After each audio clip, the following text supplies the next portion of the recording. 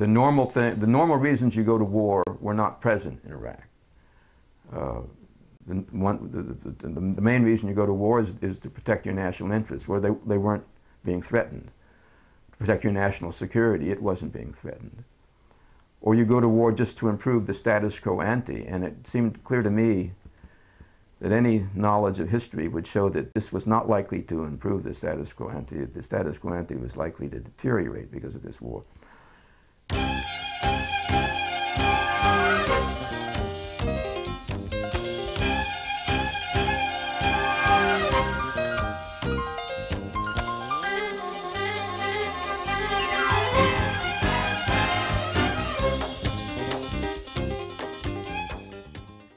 Alternate Focus interviews James Goldsborough, a former columnist for the San Diego Union Tribune.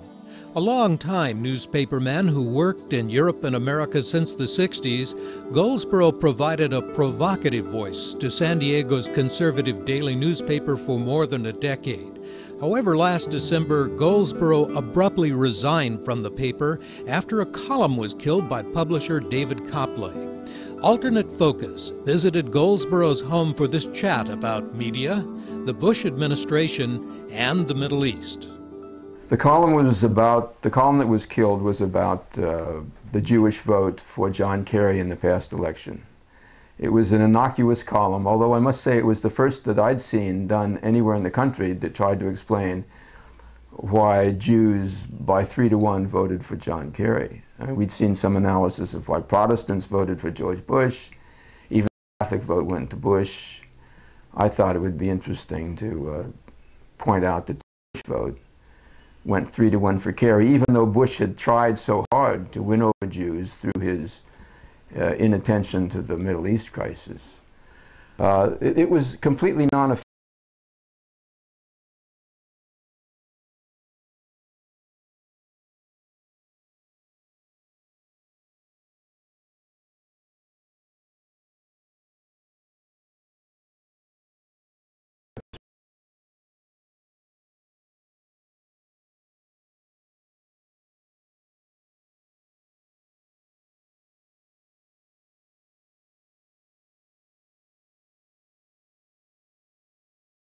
So I don't think he understood it. And then the next day, just to be sure, I called an old colleague of mine at the San Jose Mercury News, Joanne Jacobs, who's Jewish, and I said, Joanne, is there something I'm missing about this?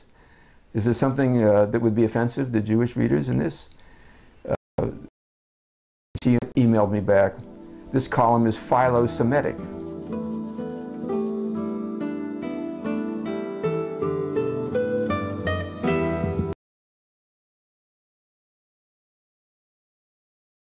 In a sense, it's kind of off limits to talk about the Jewish influence on politics. And I think this is a mistake because, I mean, we need in America to be able to discuss those things that affect American interests, no matter what they are. And if we find out that the policy of a country like Israel is hurting U.S. interests, we're fools if we don't analyze that and discuss it and talk about it. And we do. We do in the press, we do in our conversations, we do in academia, we do in the think tanks, and they never do it in politics. That's the problem. They never do it in politics. Every politician, 90% of politicians are deathly afraid of this subject. And until we overcome that resistance of the politicians to discuss what American interests should be in the Middle East, we're not going to have a solution. In America, the Muslim population here has tended to be small and inactive. The Jewish population is also small, but it's been very active and politically active in particular. The Democratic Committee depends to a large degree on contributions from the Jewish community. That's why, for example, in a presidential debate, you'll never have this issue come up. As George W. Bush, it just doesn't come up in a campaign because both sides are afraid if it does, they'll be accused of being anti-Semitic, which is ridiculous. Now, what you do have, what you can have, what you should have, are presidents who are elected and then do the right thing. We found this with the first Bush. He knew the right thing to do in the U.S. interest was to come up with a Middle East peace solution, and he started the whole Madrid process that led to the Oslo process. Bill Clinton did exactly the same thing. Out of raised campaigns, but as a president, he acted in the U.S. interest, and the U.S. interest is to broker a peace agreement in the Middle East. So there's always going to be this difference between Americans and Europeans, but what I found striking was when the American Jewish community, and particularly its spokesman in the neoconservative press, then turned around and attacked the Europeans for trying to be fair-minded in this issue.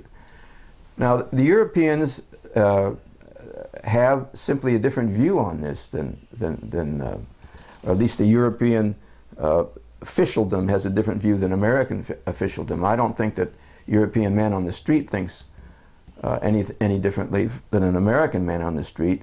They want a fair agreement. They want a Palestinian state. They want Israel to be able to live in peace.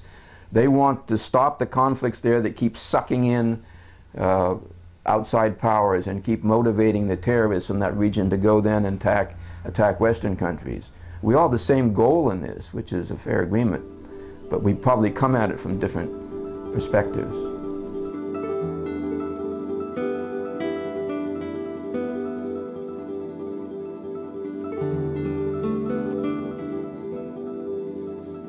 First of all, I think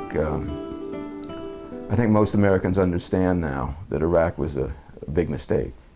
I think that shows up in the polls. I think it's shown up for some time in the polls.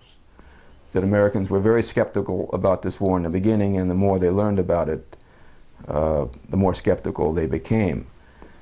The war is a catastrophe. There's no other way to describe it, and you know, I'll get to why they re-elected Bush, but a lot of it was that it's our war, therefore it has to be a good war. Now, those of us that went through the Vietnam experience, and I covered the Vietnam peace talks for 5 years, we know that this isn't going to turn out well. We know that many of the same problems that existed in Vietnam exist in Iraq. That is to say, you cannot impose an American-style government on people that don't want it. It's as simple as that. Why they elected George W. Bush in the midst of this? Well, first of all, they only elected him barely. If you look at his margin of victory over Kerry, it was 3%, which for a second-term Republican is very, very low. Eisenhower's, if you go back to Eisenhower, he had an 18% margin in 56 over Adlai Stevenson. Richard Nixon had a 23% margin in 72 over McGovern, and Ronald Reagan had about a 20% margin in 84 over Mondale. These were successful presidencies. These were presidents who understood that they'd made some mistakes in their first term, and in the second term ran more toward appealing to people who didn't support them, and that's why their percentages went up so much in the second term. They were reaching out. Reagan, the ultimate Cold Warrior, ran in the second term in '84 on a platform of reaching arms control agreements with the Soviet Union. In the first term, he didn't. That was the empire of evil. He wouldn't talk to them. The second term, he was reaching out. Bush didn't do that. Bush polarized, and he said, or his advisors said, you don't have to reach out to Americans who don't like you. All you have to do is make sure the ones who do like you come out to vote. And that's exactly what happened. There's never been a more polarized nation. All of the polls show that we've never been more polarized by all the measurements. So he won, but he also had more people vote against him, more people vote for a Democrat than had ever voted for a Democrat before. So it's not a good sign when you win re-election by alienating half the people, which is what the situation is. Had he reached out, had he corrected some of the mistakes, had he shown more flexibility on all these issues that oppose him, to the people who voted for Kerry. I think he'd had a much bigger win. He'd be regarded as a more successful president. He'd have a better second term. He didn't do that. So people didn't vote for him because of the Iraq War. They voted for him in spite of the Iraq War. And I think before these 4 years are over, they may regret that.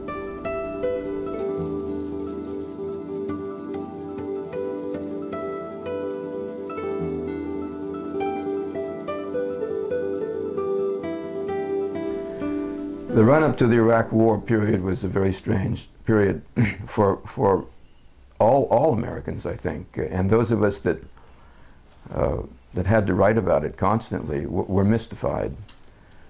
The normal reasons you go to war were not present in Iraq. The main reason you go to war is to protect your national interests, where they weren't being threatened. To protect your national security, it wasn't being threatened. Or you go to war just to improve the status quo ante, and it seemed clear to me that any knowledge of history would show that this was not likely to improve the status quo ante. The status quo ante was likely to deteriorate because of this war. Now, we didn't know how much it would deteriorate because the government fooled us, tricked us, lied to us. I mean, it didn't know. It said this would be a cakewalk, that we would be greeted with chocolates and flowers. And we weren't. We were greeted by a hostile country that reacts probably exactly the way the United States would react if we were invaded and occupied by a hostile power. The way any country would react if it was invaded and occupied by a hostile power. And that's why there's no solution to this. You know, Talleyrand said of Napoleon when he marched to Moscow, you can do everything with bayonets but sit on them. That's the problem with an occupation. The guns don't matter anymore. It's having the people accept you, and they don't. We didn't know before in the run-up to the Iraq War that we were being lied to. Even poor Colin Powell, he says, didn't know that the information he was giving to the world was false. Although an American has to ask how a Secretary of State could possibly put himself in such a situation. I can't think of any other Secretary of State who's ever done any such thing. But even the Secretary of State was infected by the disinformation that the Bush administration was generating internally. Infected, we know what happened to the CIA. The CIA's job is objective analysis. The CIA isn't put there to respond to political control. Its job is to provide the information on which the government acts. And we know it was intimidated. We know it was providing answers that its analysts didn't believe in order to please the politicians. And that's the basis on which we went to war, which is a terrible basis, and that's why we're in the mess we're in right now. We were fooled to a degree just like Congress was fooled to a degree, like the Secretary of State was fooled, because the government was putting out false information. At the same time, those of us that opposed the war despite the false information did so really on the basis of history's lessons. History teaches you can't do this sort of thing and expect it to turn out well. It's been tried too many hundreds of times by too many countries in too many centuries to think that this could possibly work. So the press could have done a better job, and I think some of the mea culpas you see now from the New York Times, they've done one, the Washington Post has done one. They ignored evidence that they should have featured. They accepted government statements they should have challenged. Some newspapers, like the Los Angeles Times, were skeptical all along, and that's to their credit. I don't take any particular credit to say that I thought this war was a rotten idea from the beginning, and I said so consistently. But there weren't very many people saying that, because I think for various reasons, they thought, well, we have to fall in line with the government because they say there's a link between Iraq and Osama bin Laden. They say that Osama bin Laden and terrorists could get nuclear weapons. They said a lot of outrageous things that nobody was really in the position to say, well, you know, that's not true. Because we didn't have positive evidence that it wasn't true, although they didn't have positive evidence that it was true. So I think there was a certain disposition to go along with the war that I think most people in the press, or a good many in the responsible press today, regret. I think it's a natural reaction for people to rally around the flag, sort of knee-jerk patriotism, assume that the government knows what it's doing and we have to trust the government. But we know in this country, after Vietnam, or we should know, that that isn't the case. And that's why the press in this country had a special responsibility, and I think that's why you find a lot of mea culpa now in the press, that they should have known better, the mainstream, because there was certainly some non-mainstream press that was critical all along. But I guess they forgot the lessons of Vietnam, and that's a mistake.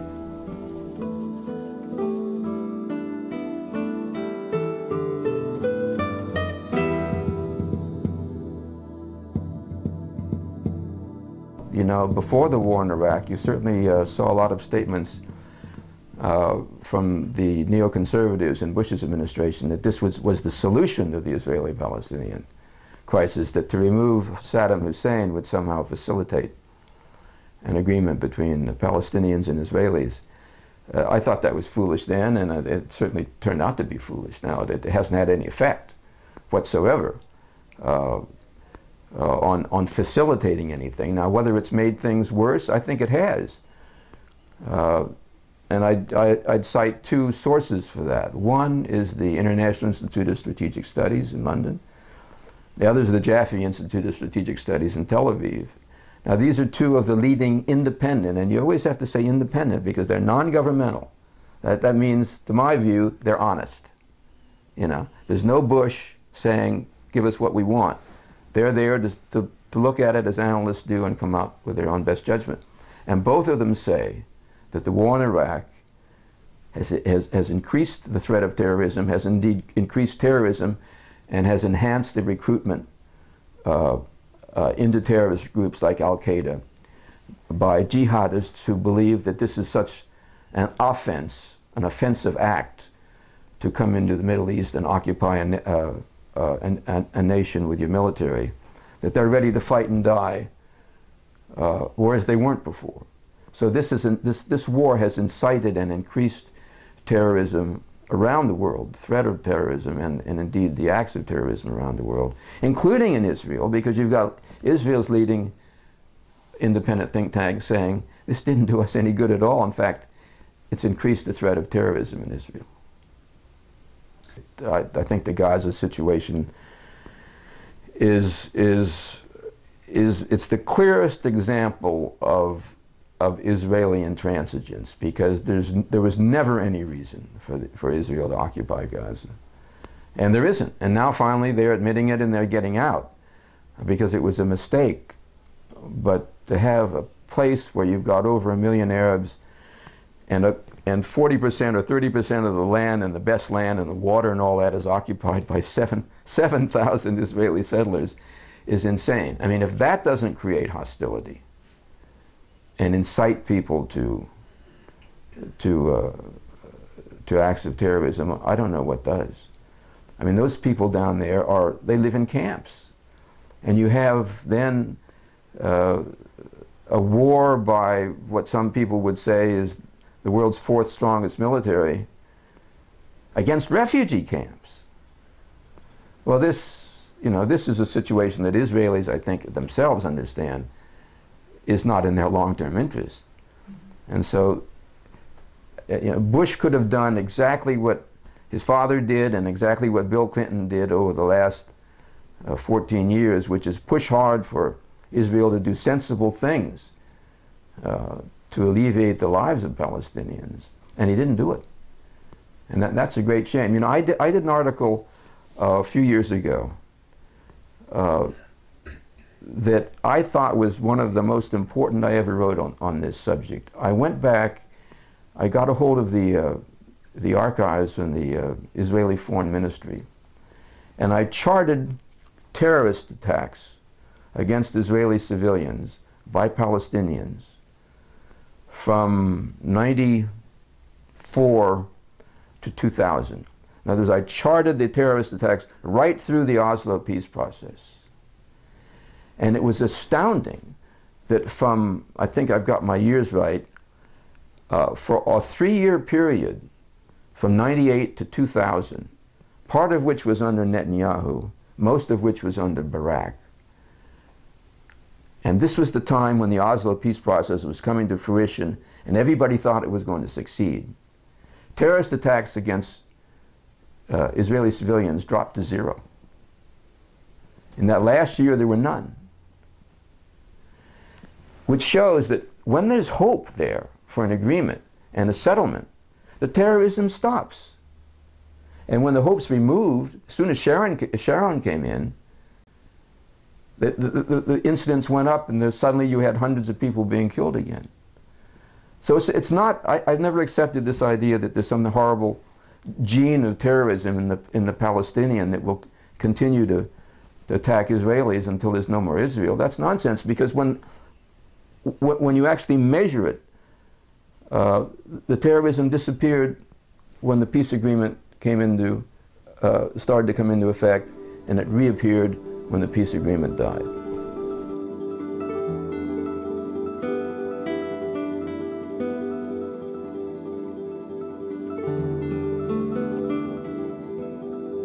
On the Middle East, public opinion, I think, tends to follow official opinion. And so if you go back 20 years to the time that there was no formal contacts between the PLO and the State of Israel, for example, or the PLO and the U.S. government, to today, there's been this evolution. But the evolution, I think, has basically been pushed by official policy, starting with the first Bush administration,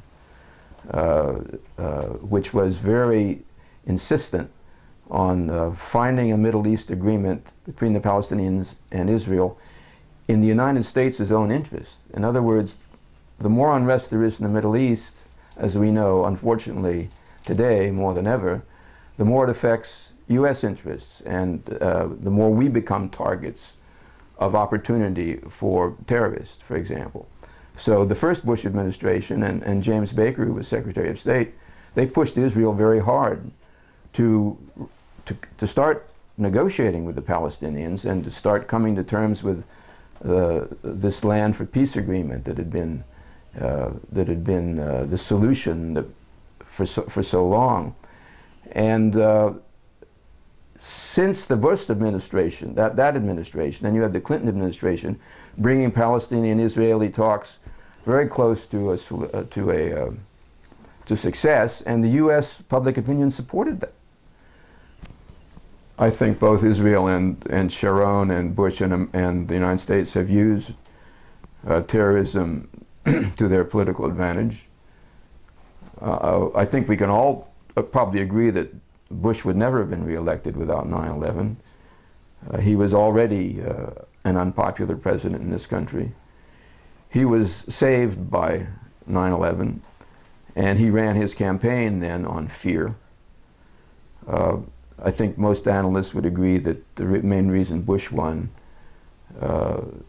in November was that he and Dick Cheney had pretty much convinced people that they were safer under him than under John Kerry. In fact, Cheney even said, "Don't vote for Kerry, you know, we can't trust him to keep," he said terrorism will increase if he's elected, which is an irresponsible thing to say.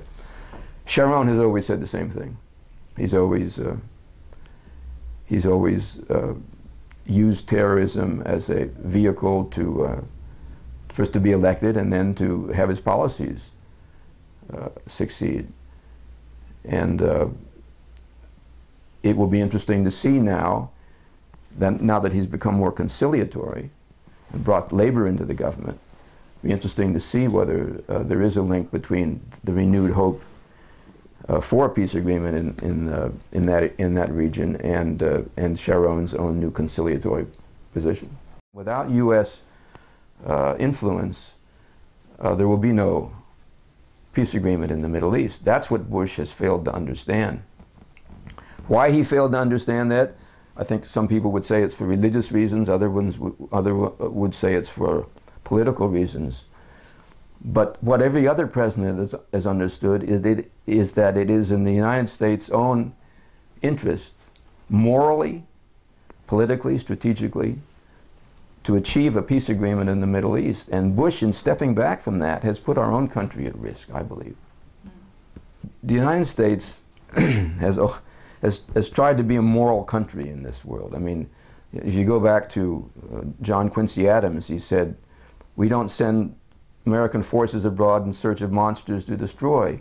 We impress the world with the sympathy of our example." In other words, we were a sort of a beacon of light. And for Americans of my generation who were brought up in the post-war period and saw what this nation could do to help its allies to begin with, and to lift up its former adversaries, Japan and Germany, where we really were a beacon to the world. And through the Marshall Plan, and the Truman Plan, and the NATO, and all of these institutions that we put together, we provided an example to the world. To see that now tainted by the Iraq War, which is unlike any other war in our history except the Spanish-American War, and the atrocity, well, if you know the Spanish-American War, you know that the atrocities in the Philippines were ghastly. Well, they're no less in Iraq. The thing is, we know about them now, and we didn't necessarily know about them in 1907 or 6 or 100, or they went on for some time, even in the teens in the Philippines. But now we know about them, and the pictures you can see. I mean, it suddenly put us in a position that we don't belong in, that we've seldom been in before in our past. Even in Vietnam, there were incidents that came along, My Lai. But Abu Ghraib, you know, My Lai was soldiers in action doing horrible things, but doing them to prisoners, depriving them of, torturing them is what we were doing. And now having this exposed by our own government, by the Red Cross, by the 9/11 Commission, I mean, we're getting all of this information that should affect Americans and our own views of ourselves. And I think that's why we have to get to an end to this war, because it's going to go on like this.